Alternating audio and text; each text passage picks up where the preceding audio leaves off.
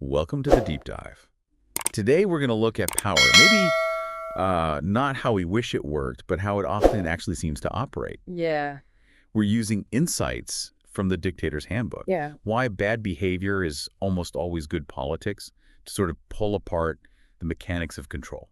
Right. And it's about setting aside, the grand speeches for a moment. This book offers a really consistent, maybe even a bit of a cold-blooded view on why leaders do what they do, whether they're running a country or, frankly, even a company sometimes. Yeah. It really boils down to understanding who they depend on, these different groups, and a set of, well, rules they tend to follow. So our goal here is to really get into the most maybe eye-opening parts of this, possibly a little uncomfortable. Yeah. We want to uncover that underlying logic of power.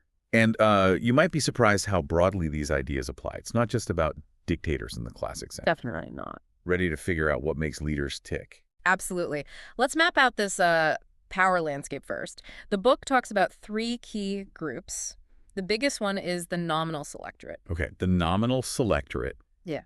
The book calls them the interchangeables, right? That's the term. So these are basically all the people who could, theoretically, have some say in who's in charge. Like in a democracy, that's, well, pretty much every adult citizen. Huge group. Exactly. It's the entire potential pool, everyone who could be involved in picking a leader, in theory. Right. But here's the first kind of key insight. Individually, their power is tiny, almost negligible. They're interchangeable pieces, really. Interchangeable. So, okay, from that massive group, we narrow it down. The next level is the real selectorate. The influentials. Spot on, the influentials. Who are they? Who actually holds the cards here? So the real selectorate is a much smaller group. These are the people whose actions actually have a real impact on who gets power. In a democracy, you might think of registered voters who actually turn out. In other systems, it could be key military figures, maybe big money donors, influential party bosses. Their choices, their endorsements, they really matter. Got it. So they're the ones really in a game with actual leverage. And then the most critical group, often the smallest one, the winning coalition, the essential. It's the essentials. This is the absolute crucial subset of that real selectorate. Uh-huh. Their support is non-negotiable, not just to get power, but crucially to keep it. Okay. Lose their backing, you're done. In a dictatorship, maybe it's just a handful of top generals, key family members, a few oligarchs. Right. In a democracy, it's the specific combination of voting blocks you absolutely need to win and keep winning. Okay, so recap. Huge potential group, smaller influential group, and this tiny core the leader must keep happy. That's the structure. So how does this setup dictate behavior? This is where those 5 rules come in, isn't it? Precisely. These groups form the basis for the rules. Rule number 1. Keep your winning coalition as small as possible. Small as possible. Okay, what's the logic there? It sounds kind of ruthless, but efficient. It is efficient from a certain point of view. Fewer people to reward means the rewards can be much richer for each person. Oh, okay. If you only need, say, 10 key people, you can make those 10 incredibly wealthy, incredibly loyal, potentially. Right, concentrate the goodies. That's the core of it. Wow. Dictatorships often show this clearly. Tiny inner circle, immense benefits. Think special access, top jobs, maybe ignoring the law. Now, contrast that with democracies. You need a much larger coalition to get a majority, right? Yeah, usually millions of voters. So the individual rewards just can't be as concentrated. You have to spread the benefits wider, which inherently limits how much any one supporter can personally gain. That makes sense. Which brings us to rule 2 then. Keep the nominal selectorate as large as possible. Now, this one feels a bit backward at first. Why want a huge pool of people who could have a say, but mostly don't? Because a large nominal selectorate makes your current essential supporters feel less, well, essential, more replaceable. Okay, I see. Leverage. Exactly. If someone in your winning coalition gets too demanding, or maybe looks like a rival, you can, in theory, find someone else from that vast pool who'd be thrilled to take their place and the benefits that come with it. So it keeps the inner circle in line. Like Yeah. saying, don't forget, there are plenty more where you came from. That's the underlying message, yeah.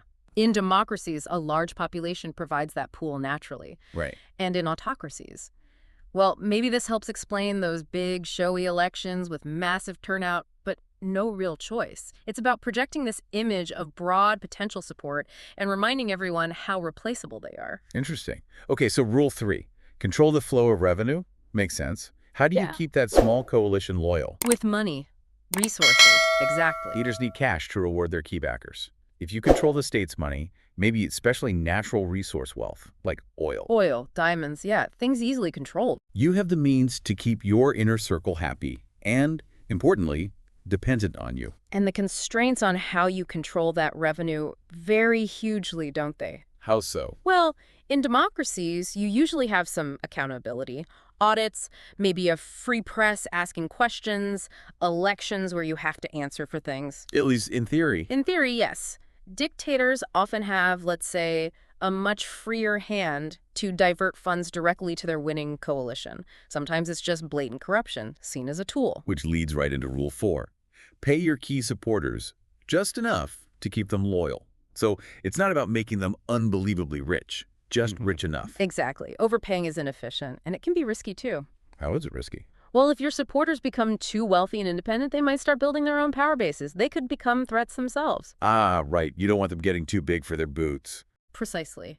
The goal is just enough reward to guarantee loyalty and make sure they remain dependent on you.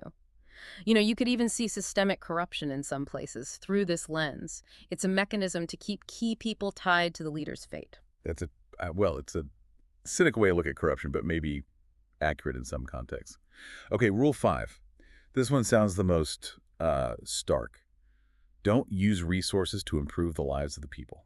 Yeah, this one often shocks people, but the logic, again, from the perspective of a leader focused only on power with a small coalition, is that public goods, things like good schools, healthcare, roads, they benefit everyone, including people outside your essential coalition, even your potential rivals. So it's inefficient for staying in power. For an autocrat focused purely on rewarding their small group, yes. Investing in broad public welfare is an inefficient use of resources.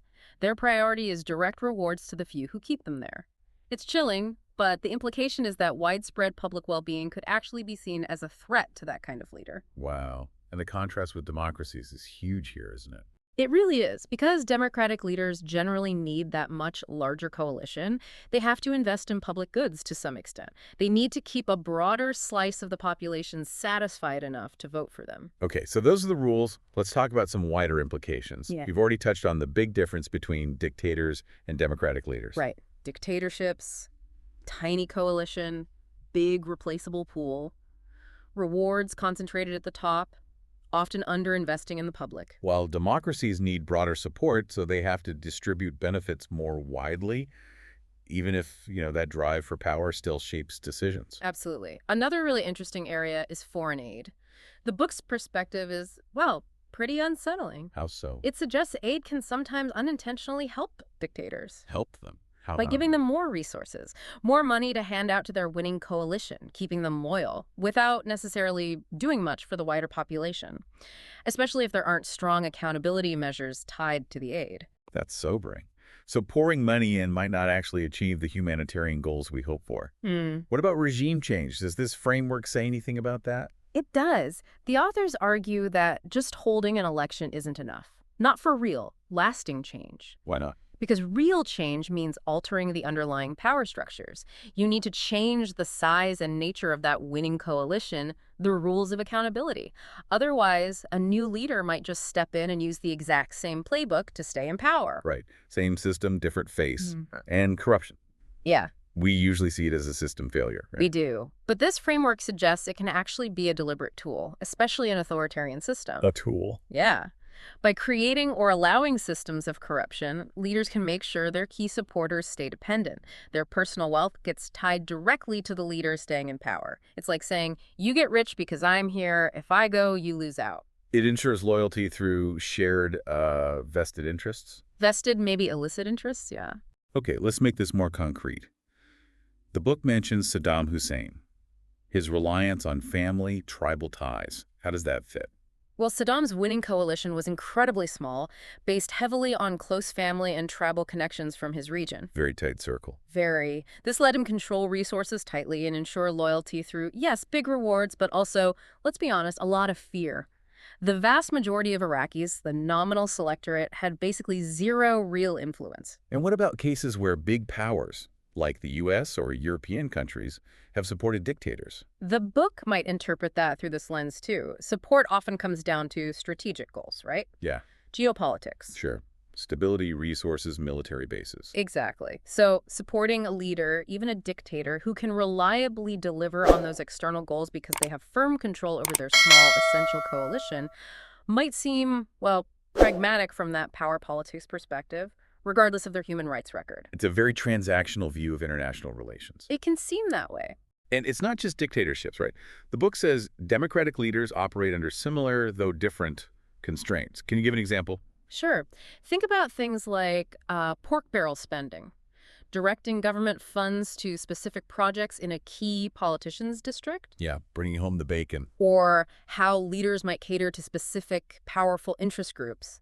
The scale is different, the methods are different, obviously, less brutal than in a dictatorship. Of course. But the underlying logic, rewarding the key supporters, the specific groups you need to win an election, it's still arguably there. It's about keeping your winning coalition loyal. So wrapping this up, what are the big takeaways here? What should you, listening, really take from this? I think maybe three things. First, political behavior is often driven by this rational, maybe cold logic of seeking and keeping power, not always by morals or ideology primarily. Okay, rational pursuit of power. Second, the system matters. The rules of the game, how big the coalition needs to be, where the money comes from, often shape a leader's actions more than their individual personality. So institutions over individuals. To a large extent, yes. And third, if we want better governance, just hoping for good leaders isn't enough. We need to think about changing the underlying incentives within the system itself. Right. So this whole deep dive into the Dictator's Handbook, Yeah. it gives us this stark, maybe, but quite powerful lens. I think so. By looking at the size of that winning coalition, who's in it, how they're kept loyal, we start to see a kind of logic behind leader behavior, whether it's an autocrat or a democratic leader. Exactly. It provides a framework. And it's a framework that doesn't just apply to presidents and prime ministers. Which brings us to a final thought for you. Thinking about these ideas, winning coalitions, interchangeables, controlling resources, keeping essentials loyal just enough. What dynamics might you now notice playing out, maybe more subtly, in your own world, your workplace, community groups, maybe even social circles? It's interesting to consider this logic applies closer to home, too. Definitely something to think about. Thanks for taking this deep dive with us.